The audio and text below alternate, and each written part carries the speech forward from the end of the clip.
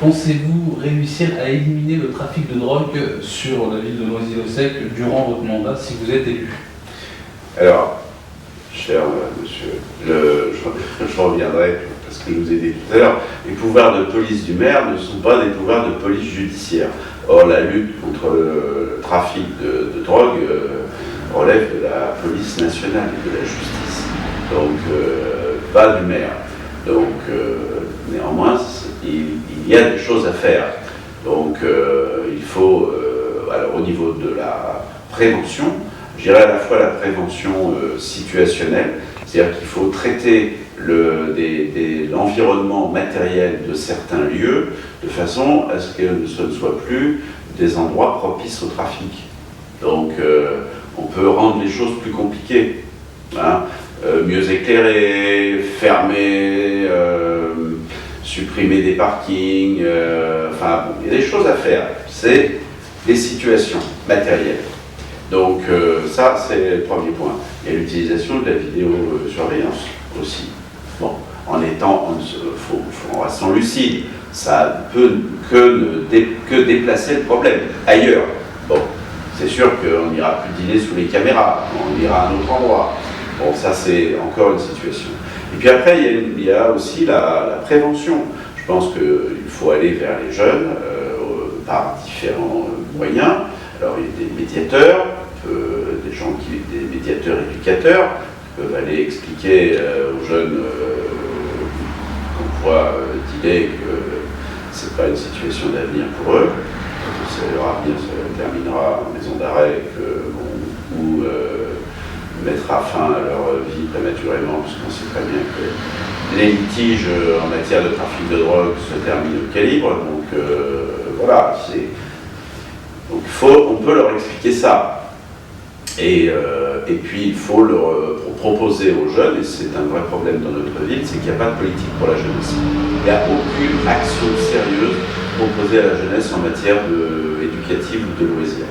Donc, et moi je veux créer notamment une maison des jeunes centrale avec des antennes de quartier, de façon à ce que les jeunes soient amenés vers des activités éducatives, sportives, culturelles, qui leur apportent autre chose et une autre opportunité que de squatter dans les halls d'immeubles ou au pied des immeubles, et puis inévitablement d'être à l'école de la rue. Et l'école de la rue, c'est l'école du vice, de la délinquance. C'est comme ça que ça se termine. Donc on sait très bien comment les chefs dealers recrutent. Donc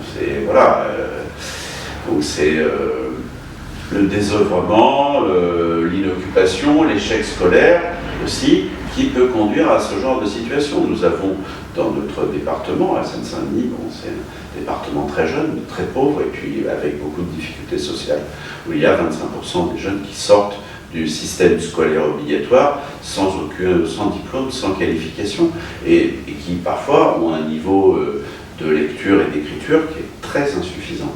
Donc comment peuvent-ils trouver un emploi alors que nous sommes une zone économique prospère, la Seine-Saint-Denis?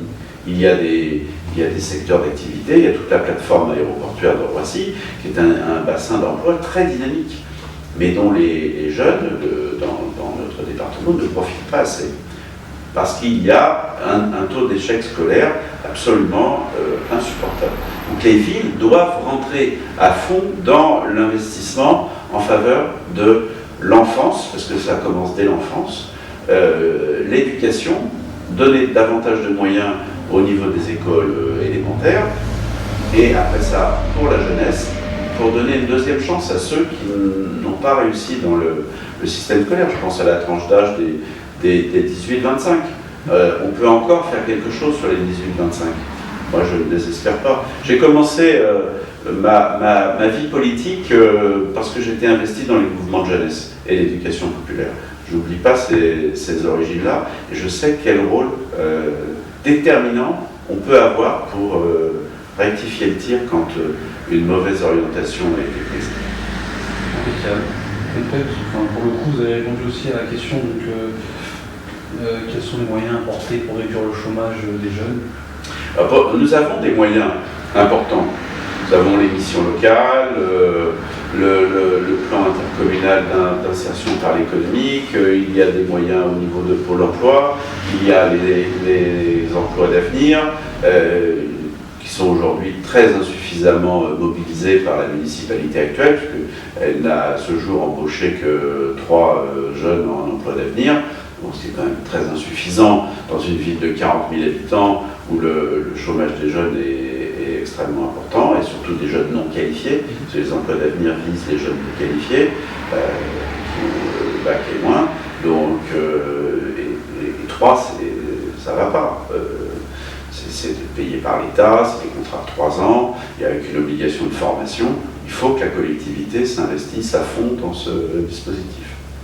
Y compris d'ailleurs en incitant les associations locales à porter des emplois d'avenir, parce que les associations peuvent être aidées par le conseil régional qui complète jusqu'à 95% le remboursement de la rémunération des jeunes en emploi d'avenir. Donc il n'y a aucune excuse pour ne rien faire. Mais pour ça, il faut avoir une volonté politique. Ok, enfin dernière question. Dans quel domaine pensez-vous que la communauté musulmane pourrait aider la ville à ces différentes problématiques, à ces différents challenges? Toutes les communautés peuvent aider. Enfin, la ville, c'est l'affaire de tous les citoyens. Donc, et quelle que soit leur forme d'organisation. Donc, et chacun doit y prendre sa part. Moi, je connais bien les responsables de la communauté musulmane qui sont organisés dans une association, et je souhaite leur apporter toute l'aide possible et leur donner toute la place qu'ils peuvent avoir. La communauté musulmane est importante dans notre ville, dans toutes les villes de proche banlieue. Donc chacun doit pouvoir exercer tous ses droits de citoyen à part entière. C'est bon pour nous. Vous m'avez pas posé la question sur le terrain de la mosquée. Oui, exact, parce que en fait, comme je ne suis pas trop. Ah oui, parce que je pensais que c'était une question très locale. Oui, voilà, exactement. Je ne sais pas s'ils ont un terrain, en fait, à la mosquée de Noisy-le-Sec, où il y a un terrain qui est en cours de. Ils sont propriétaires de. Je l'ai fait. Oui, bien sûr. De toute façon, on va faire des petits coupages. Ça continue à être filmé, hein. Nickel. Donc, accorderiez-vous un terrain pour la construction d'une mosquée sur la ville de Noisy-le-Sec?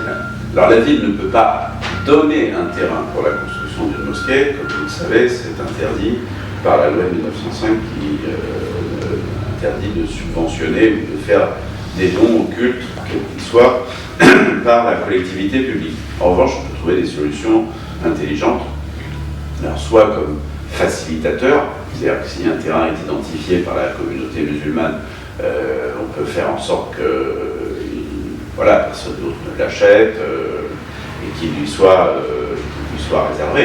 Après ça, on peut également trouver des solutions juridiques comme ce qu'on appelle le bail amphithéotique, c'est-à-dire le bail à très longue durée, qui permet une sorte de crédit gratuit sur une très longue période, et qui permet donc à l'association qui gère la mosquée d'acheter le terrain avec un petit loyer en quelque sorte. Donc ça, c'est des solutions intelligentes qui peuvent être mises en place. Alors à Noisy, la mosquée actuelle est dans un ensemble de petites maisons, de pavillons qui ont été regroupés parce que la communauté est très bien organisée, elle se gère avec beaucoup d'efficacité et de responsabilité. Donc, mais ces lieux ne sont pas complètement adaptés. Alors la ville prête un gymnase pour les grandes fêtes, pour les fêtes de l'Aïd, on prête un gymnase. Mais je sais que les responsables de la communauté ont un projet de construction d'une vraie mosquée, un bâtiment adapté. Aujourd'hui, c'est des maisons transformées. Bon, c'est correct, mais ils souhaiteraient avoir mieux, je les comprends. Si la ville peut les aider, moi je suis tout à fait résolu à trouver le terrain dans les conditions que je vous ai indiquées, pour qu'ils puissent réaliser la construction solution. Bon, alors en même temps, c'est pas facile parce qu'on est une ville de proche banlieue, les terrains disponibles sont pas nombreux, etc. Bon, mais il y a des possibilités qui ont été identifiées. Bon, c'est pas définitif. On a des solutions. Donc pour l'instant, je sais que nos amis de la communauté privilégient une solution où ils sont complètement indépendants, ce que je comprends. Mais si cette solution ne fonctionnait pas, moi je suis tout prêt à leur faciliter la tâche. Voilà. Impeccable. C'est bon pour nous.